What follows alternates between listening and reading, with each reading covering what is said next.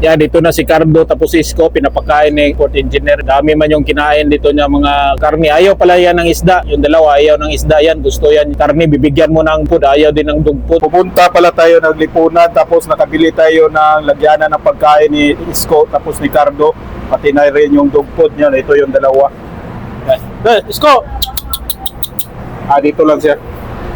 Ito. Yan. May lagyanan na sila ng pagkain. Yan o. Yan. Salamat, Isko. Kain na. Wala Simot. Isko, ano?